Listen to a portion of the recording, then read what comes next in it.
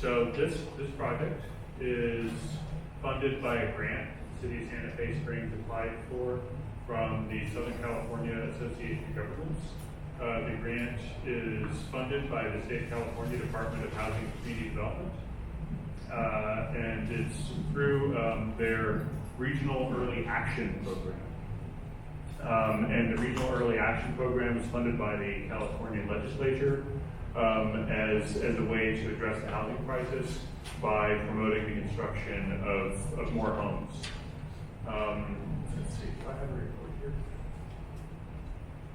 I don't have a remote. I guess I'm tethered to the podium here. So tonight we're going to have a brief introduction to the project. Then I'll go through an introduction to accessory dwelling units, or ADUs. I'll talk about the ADU development process. I'll talk about local progress in approving and constructing ADUs. I'll run through a quick demographic analysis. I'll talk about the state of California's ADU policy landscape and the regulations that the state has adopted over the past several years. And then run through some ADU best practices. That'll cue up the voting exercise. And then we'll have a round of questions and answers. I'll talk about next steps for the projects, and then we'll break and go into the voting exercise. So, welcome to the ADU workshop for the Santa Fe Springs ADU project. Through this, the grant funding, the project is going to produce a series of deliverables, including an ADU brochure and handbook for homeowners who want to construct an ADU, to talk through the process, and even include little worksheets so that you can draw your house in a little rudimentary site plan, trying to figure out where an ADU might fit on your lot. There's going to be a new ADU website for the city, and on that website is going to be an ADU calculator, so you can enter some information about the size of ADU that you might want to construct, and it'll tell you how much it might cost to build, given local average construction costs and permit fees, etc. There will be an ADU fact sheet, and we're currently reviewing the city's ADU approval process, and we'll be making recommendations to streamline that process as a part of a process review. And this project may also result in an updated ADU ordinance for the city. And there's some related tasks as a part of this project. The project includes 4 phases of work connected by 3 feedback loops. We've gone through the co-start phase, and we're currently in the building readiness phase.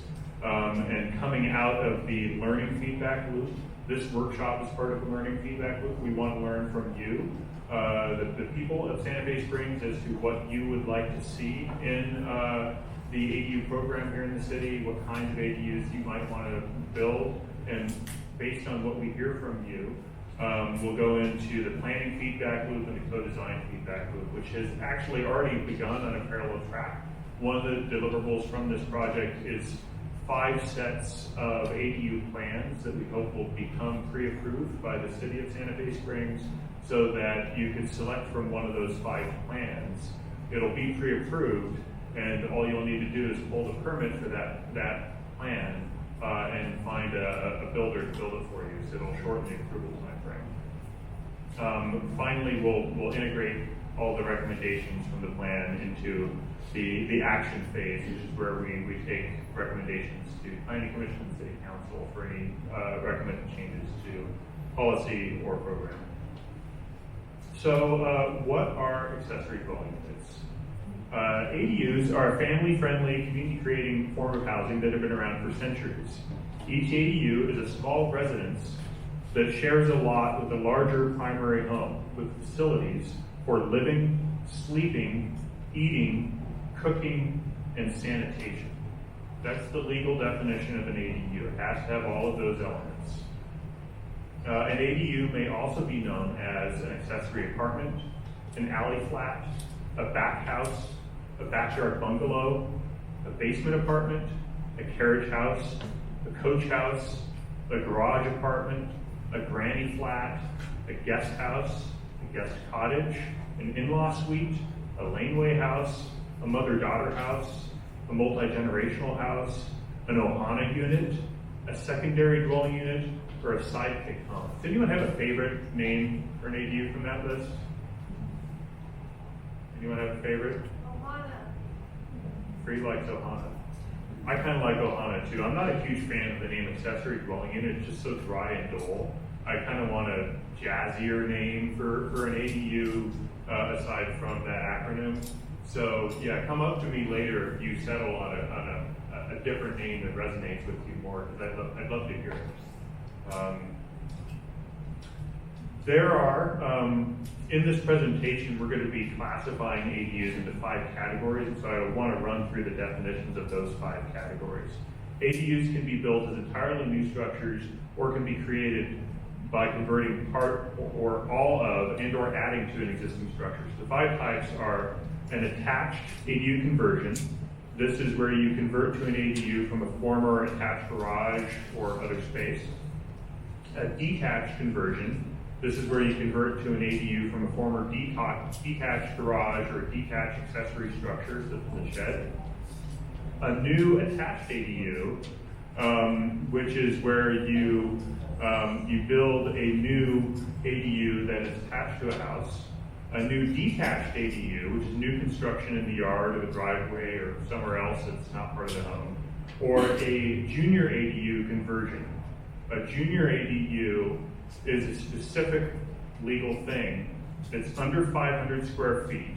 It's converted from within the interior space of the house or the garage, and it doesn't necessarily have to have its own bathroom. A junior ADU can share a bathroom with the primary home as long as it's got an interior doorway that connects it to the primary home, so you don't have to go outside the structure to use the bathroom.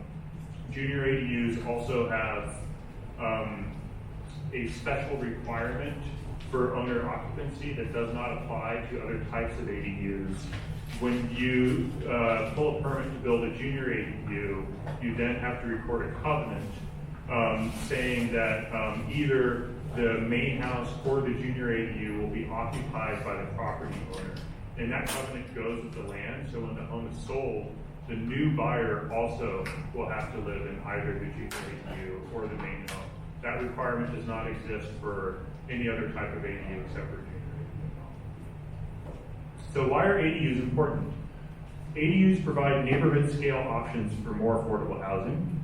State regulations require cities to allow ADUs and to plan for sufficient housing to meet demand. ADUs are often less expensive to construct than apartments of a similar size. ADUs have lesser environmental impacts than larger homes, especially when the ADU is in a walkable location. ADUs can help to retain the next generation in the city, contributing to maintaining the city's overall health and community stability. And ADUs can help provide more tax revenue per block to cities, helping with fiscal stability. Why would you want to build an ADU? ADUs are rather unique as a homeowner-initiated housing type. There's almost no other type of housing that is built primarily by homeowners rather than professional real estate developers. ADUs, as such, can help to build generational wealth for homeowners. They can be built to provide a return on investment as a rental property. They can provide flexibility for the primary homeowner to share with friends and family. Homeowners wishing to age in place or age in community can keep their options open with ADUs. Families seeking multi-generational living options may find ADUs especially helpful. And individuals interested in community living may find ADUs to be an attractive option. So next I'm going to run through the development process for ADUs. So briefly, there's 4 phases to the ADU development process: financing, design, permitting and contracting, and construction. Financing is needed for 3 elements of the process: for pre-development, for designing the ADU, for pre-development to pull permits and pay for fees associated with those permits for the ADU, and for construction financing to pay for building the ADU. Now, the California Housing Finance Agency, or CalHFA, provides grants of up to $40,000 to households in Los Angeles County making up to $158,000 a year. These grants will reimburse. They're reimbursement grants, meaning you have to spend the money first and then you get the grant to pay back what you've spent. And it's to reimburse pre-development costs, including architectural designs, permits, soil tests, impact fees, property surveys, and energy reports. More information is available at calhfa.ca.gov. And if you meet those income limits and you're planning to build an ADU, don't leave money on the table. Go check this out. It's free money from California state government to incentivize the construction of ADUs. Common sources of financing for ADUs include home equity loans, savings, second mortgages, and/or funds from family members. And we have that website and more information on the Cal HFA grants on board number 3 over there. So it's not just on this slide. The design process for ADUs involves every step of design, from concept to finished product. Pre-design includes the articulation of project goals and needs, including size, configuration desires, as well as a project pro forma, if it's an investment property, and a budget. So pre-design is where you decide, are we going to convert the garage to an ADU? Are we going to build a new ADU in the backyard? Is this ADU for a rental, or is it so grandma can move in because she can't live by herself any longer? What's the purpose? What's the need? How big? What's the general budget? What's the size loan we can get from a home equity loan? Like all of those decisions, all that is wrapped up in the pre-design. Then the results of that pre-design process go to the design team, and the development of the initial set of plans occurs by the design team. Then the design team brings those back to the client, the homeowner, for an internal review.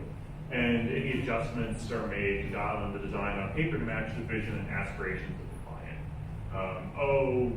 We want an open floor plan instead of this way that you have the kitchen drawn. Little adjustments like that. You want to make sure that the design is what you want as a part of this internal review process. Then, coming out of internal review, the design team will dial in the design, make any changes requested by the client, come up with a final set of plans, a final design, and that turns into a full set of plans, including the construction drawings, the plumbing, electrical set, etc. And that is submitted to the city for approval. And the city will take a look at those, and often, if not every single time, the city will have comments on the set of plans as submitted. And so then the plans will go back to the design team for revisions. That will result in a revised design per reviewer comments. And then that revised design gets approved and turns into the construction blueprints for the ADU. For permitting and contracting, the first step is to find an ADU builder. Really, it's to find 3 ADU builders, get 3 bids, and then select the bid you want to go with. You agree on the design with the design team and negotiate with the construction team for a construction price agreement for that design. The plans are submitted for review, the review process occurs, plans are approved, building permit is issued, and then during construction, there is an inspections process. The construction process is inspected by the city to ensure that what is built matches the approved plans.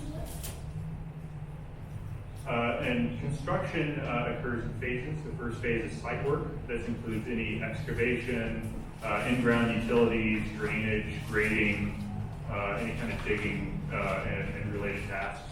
Then the next set is the foundation to create the forms and do the pours for the footings, the slab, and you require retaining walls on the site. Then the building goes up with framing, trusses for the roof, and sheathing.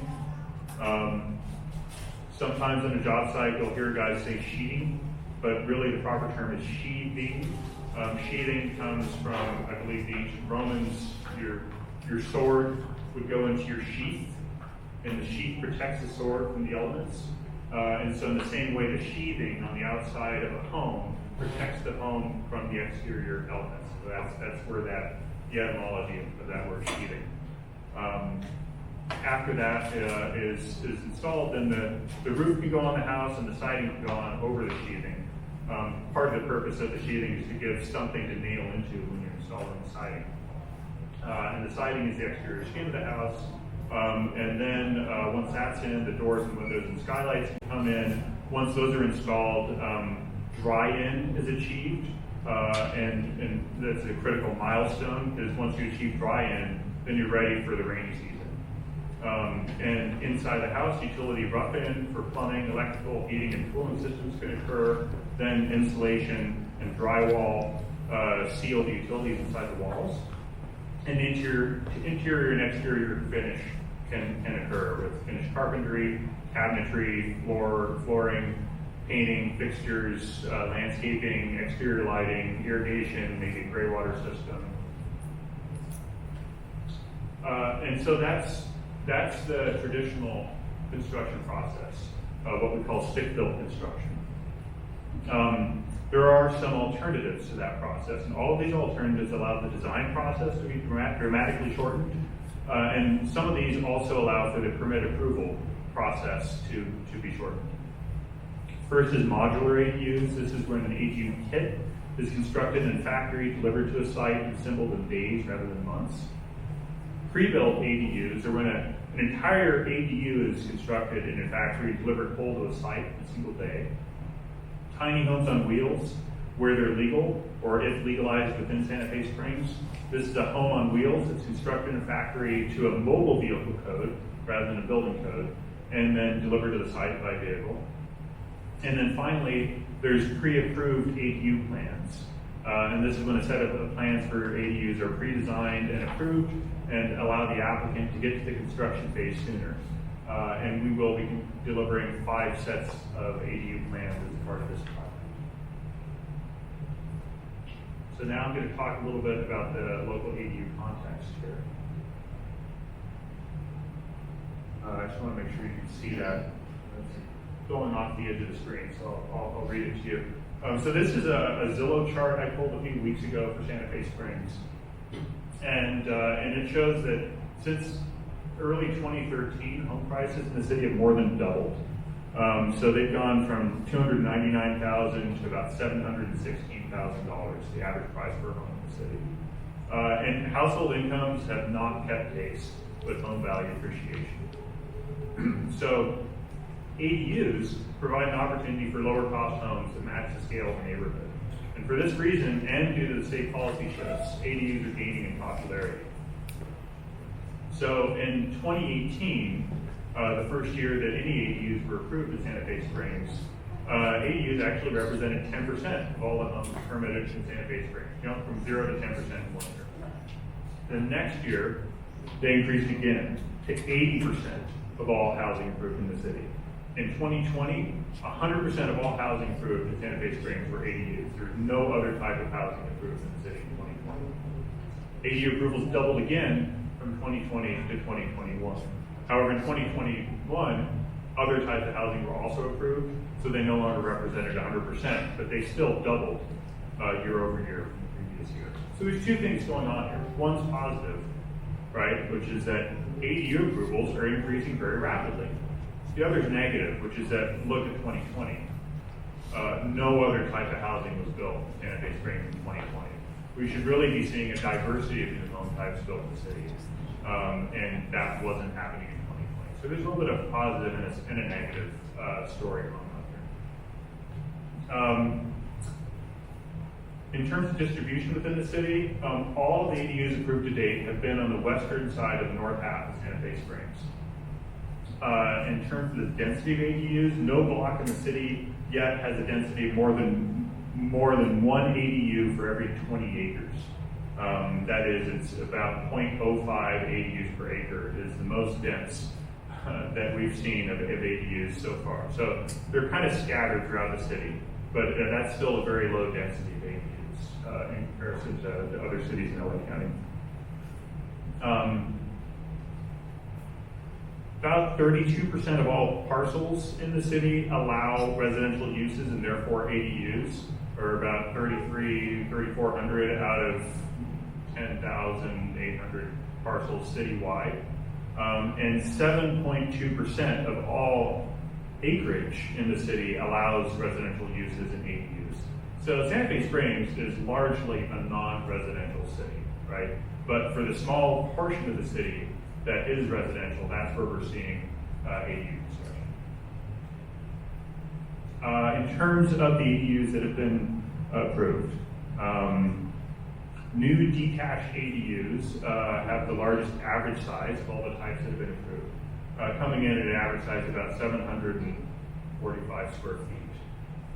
However, detached conversion ADUs are the most popular, with 25 approved to date in the city. And the most common configuration is a one-bedroom ADU. In terms of the average approval time, permit approval data for the city is incomplete for many files, so it's a little bit hard to judge this, but clearly looking at the hundreds of days that is shown on the y-axis on this slide, you can see there may be some room for improvement for at least some categories of ADUs in terms of the approval time. That's part of why we're here, is to look at the approval process, to audit it, and to provide recommendations as to how to streamline the process to get that approval time down. In 2021, a snapshot, so the city population is approximately 18,000, and there's 20 ADUs approved, meaning that there is about 927 people in the city for each approved ADU. To contextualize that number, for all of Los Angeles County, there's about 442 people for each approved ADU, right? So it's a lower per capita approval rate of ADUs here in the city than for countywide. Why is that the case? Well, Los Angeles County is dominated by what? City of Los Angeles. City of Los Angeles is the national leader in ADU production. It approves more ADUs every year than any other city in the country. And it's also very high in terms of the per capita ADU approvals. So let's not judge Santa Fe Springs against LA County when you've got a monster like City of Los Angeles just knocking it out of the park in terms of ADU production. Right? Let's look at Santa Fe Springs as Santa Fe Springs. Quick demographic analysis of the city. 62% of the households in the city live in a detached home. 67% of the households live in a home built prior to 1980. Now, very little new housing has been constructed since 2000, and even less since 2010. 37% of the households in the city have 4 or more members. Many of these may represent multi-generational households, but only 11% of the homes in the city have 4 or more bedrooms. So 76% of the households live in a home with 2 or 3 bedrooms. But let's go back. So 37% of the households have 4 or more members, but only 11% of the homes have 4 or more bedrooms. So therefore, there's clearly a need here, right? Multi-generational households and larger households may thus benefit from adding an ADU to provide that additional living space that the numbers are telling us there is a demand for. At least 54% of the people in the city are under 40 years of age, and ADUs can provide an affordable housing option to help retain the next generation by giving them a place to live that they can afford. So this prevents cost-based displacement of the next generation. That's very, very critical.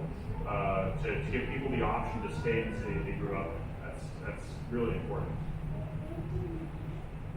Let's talk about the current policy landscape. So since 2016, the legislature has been on a tear of passing new laws almost every year related to accessory dwelling units.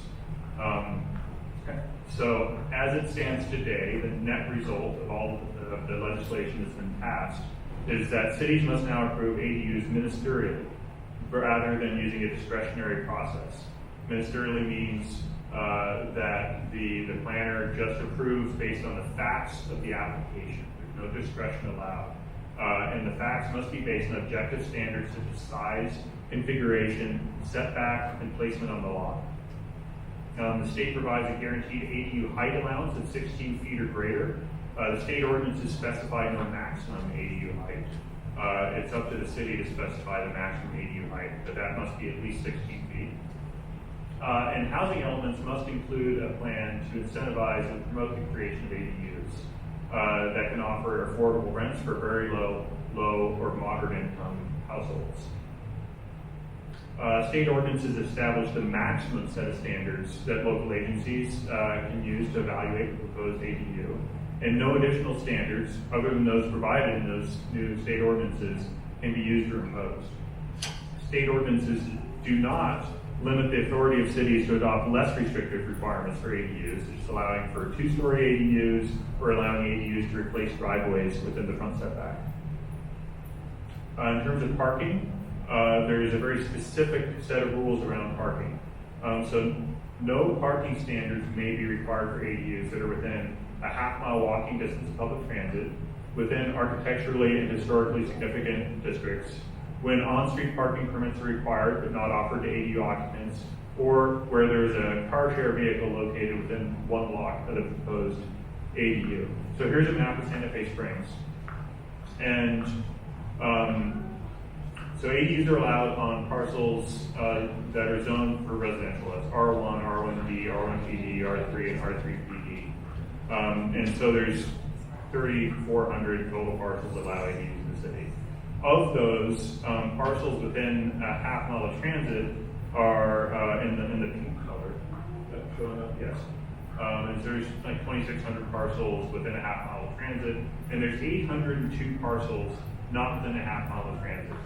So 76% of the parcels in the city that allow ADUs are within a half mile of transit. So there's a good chance, right, that if you're going to build an ADU in the city, that you don't have to provide parking because you're going to be within that transit exemption in the state ordinance. But there's a 1 in 4 chance that you might have to provide a parking space for the ADU. There was another piece of legislation passed last year called SB 9. SB 9 allows 2 units of at least 800 square feet, that's 2 homes, on any residentially zoned parcel in the state. It also allows for the homeowner to do an urban lot split, to take that parcel and turn it into 2 parcels. And then it allows the homeowner to build 2 homes of at least 800 square feet on each of those 2 child parcels. So 2 times 2 equals 4. That means you can build, if you do the lot split, you can build 4 homes on any residentially zoned parcel under SB 9, but you have to do a lot split. And applicants must sign an affidavit stating that they will occupy one of those 4 homes, or up to 4 homes, as their principal residence for a minimum of 3 years from the date of approval of the lot split, unless the applicant is a community land trust or a housing nonprofit. And those lot splits and unit approvals per objective design standards are exempt from the California Environmental Quality Act or any lawsuits or approval criteria related to that. Those SB 9 lot splits may result in 2 new parcels, with one being not smaller than 40% of the size of the original. And the minimum size is 1,200 square feet unless the city allows a smaller minimum size. And each city may allow for 3 or more, but not less than 2 units on each newly created lot. Meaning that the city could go beyond SB 9 and allow 3 or 4 or 5 homes on each of those child lots, but it's got to allow these 2. Bottom line of SB 9 is that a homeowner who is unable to get their desired development or home approved as an ADU can instead get it approved under SB 9. So let's talk through some best practices with all that context in mind. So the legislative intent regarding ADUs is that the state ADU law, again, it's a statutory minimum requirement. Local governments can elect to go beyond the statutory minimum to further the creation of ADUs. Opportunities to go beyond those state statutory minimums based on best practices from peer jurisdictions and the research include those related to becoming a State of California Housing and Community Development, or HCD, certified pro-housing jurisdiction. Pro-housing is a designation that was adopted by the legislature in 2019, and HCD administers the state pro-housing program. Or to go beyond providing for to encouraging the construction of new ADUs. So many local governments have embraced the importance of ADUs as an important part of their overall housing policies, and have pursued innovative strategies to allow ADUs to help them meet their regional housing needs or allocation or RHNA requirements. And so I mentioned a housing element earlier. So each city adopts a housing element of its general plan, and that's the vehicle through which it complies with those RHNA requirements. So I'm going to talk through some best practices for ADUs. under four categories. The first is best practices for zoning ordinances. This could be the subject of the voting exercise. Second is best practices for process and procedures. And this is just information, best practices for ADU affordability and financial support, also just for information. And best practices for ADU outreach and public information, also just for information. So for zoning ordinances, there's 8 best practices I want to talk about. The first is to allow larger ADUs to meet a wider range of needs. Second is to allow 2-story ADUs. The third is to allow front, side, and or rear zero setbacks for ADUs. That is, to allow the ADU to be built near or on the property line. The fourth is to allow for more design flexibility. The fifth is to allow for 2 full ADUs per lot. Sixth is to allow carriage homes to replace driveways in the front setback. Seventh is to manage parking demand to maximize on-street space availability. And the last one is to allow movable ADUs. So allowing ADUs to be the wider range of needs or larger ADUs, this best practice involves increasing the allowable size for 2-bedroom ADU from 1,000 to 1,200 square feet. Some cities go higher than 1,200 square feet to allow the ADU to provide for even larger family households. And this is